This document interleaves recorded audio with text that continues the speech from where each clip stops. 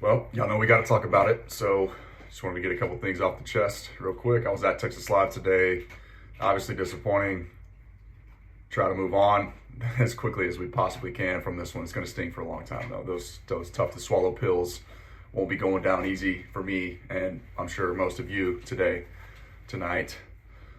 Lots of questionable things, questions I have for not only maybe some members of the coaching staff as far as some decisions tonight, but also some suspicious happenings outside of our organization and things that we may or may not could have controlled.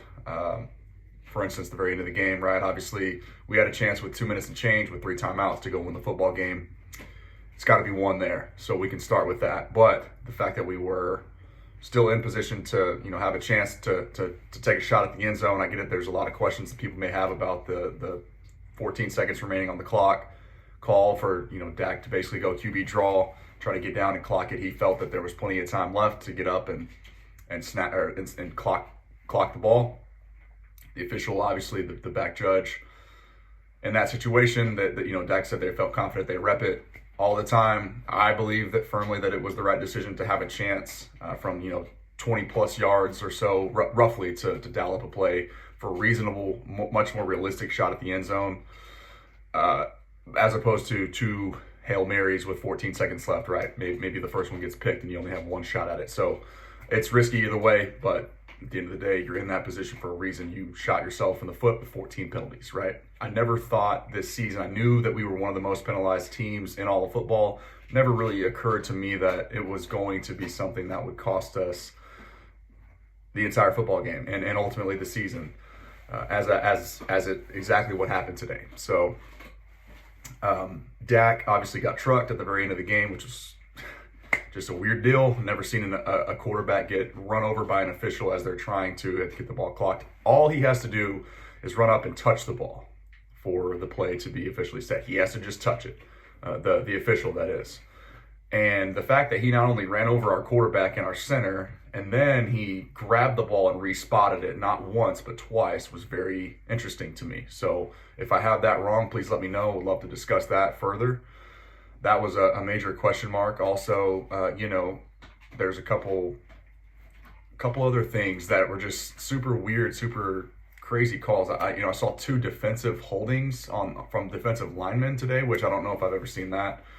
At the end of the day, these are all nitpicky things and stuff that we can complain about to try to find solace, right, in the loss and figure out what the hell is the problem. Where do we go from here? But now we have to talk about the coaching situation as well. Mike McCarthy, there's already rumblings happening about, will he return? Will he be let go by Jerry Jones and company? I think at the very least we have to consider the possibility that with our 2 hot coordinators that are getting all these interviews across the league, I think at the very least, if Jerry Jones has any bit of question about whether or not Mike McCarthy can get this team back to the Super Bowl and ultimately help win it, if there's any question in his mind that he may have to consider letting Mike McCarthy go and promoting one of these, these hot shot coordinators that the Cowboys have. I would love to see Dan Quinn be the head coach of this football team. Not to say that Mike McCarthy deserves to be let go, but I do believe that there was some coaching mishaps tonight, and it not necessarily being out-coached schematically, which clearly San Fran was the more physical football team tonight, but I think also just the disciplinary action, or that whole element of the coaching, right? Why weren't we sharp tonight? And again, I understand it's been happening all year, so that's a legitimate question that you have to point the finger at the coaching staff, right? They have to take some of this responsibility here, and the players do too. We still can't run the football. We have to address the offensive line very clearly. Talking about coming up in this next NFL draft, we'll be picking in the early 20s somewhere. So we're going to have to look at shoring up the offensive line. We've got lots of big-time free agents who are on expiring contracts. To name a few would be Michael Gallup, Dalton Schultz, Malik Hooker, Cedric Wilson. I know I'm forgetting a couple. Connor Williams, I believe, is also up. Jaron Curse will be up. There's a couple others that I'm probably forgetting. Tony Pollard, I think, is also one. So We find out Zeke has been dealing with a PCL injury, a partial tear to his PCL in his knee. I guess it's the ligament that's opposite of the ACL, from what I understand. I don't know a ton about that, so don't quote me.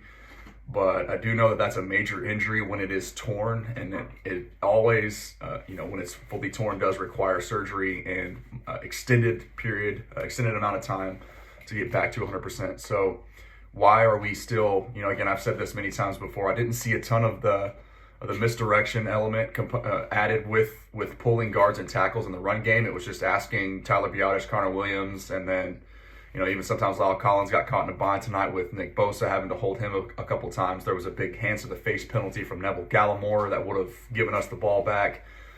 Lots of stuff, but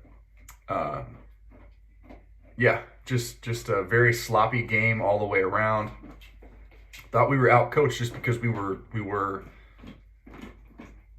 the lesser disciplined football team tonight. So another questionable coaching decision that I have, that we had this discussion with a buddy of mine on the way home from the game, was right before the 2-minute warning at the very end of the game in the fourth quarter. It's 2nd and 11, and you could have, you had all 3 of your timeouts still. Why rush the play call there when you're behind the sticks? I said, if you go forwards on that first down play and you want to continue in the hurry up and try to get one more play off to preserve that extra timeout, I understand. If it's, if you get 4 to 6 yards on that first down play and you're looking at the second and medium or short as opposed to second and long, then yeah, you can go. Let your quarterback get you into the right call, and you've got the defense on their heels at that point, right? You can kind of run anything you want on that second down play, and you feel pretty good about your chances there. But when it's 2nd and 11, you're behind the sticks, as you have been all game long. You're not moving the ball efficiently. You got one more shot at this, right? You've got 3 plays. You're in 4-down territory. You got 3 plays to get 11 yards. I think you got to let the 2-minute warning wind down and talk about it. Get yourself in the right position to, your best play call right here. Let's go win a game. It shouldn't have come down to the end with the official running into our guy and screwing up the play. Basically the scramble drill at the end. It should have come down to that, right? We should have. There's a lot of woulda, coulda, shoulda, so we won't even get into that yet. But it's tons of stuff to really break down and to go back and review and think about and process. And it's all still a blur to me. I don't even really remember what just happened. It's just kind of hard to process. And so, as always, keep it locked right here on the Fish Nation YouTube channel with myself, Mike Fisher, Tim Ham, and many others who are doing a great job, great work at all times throughout the day.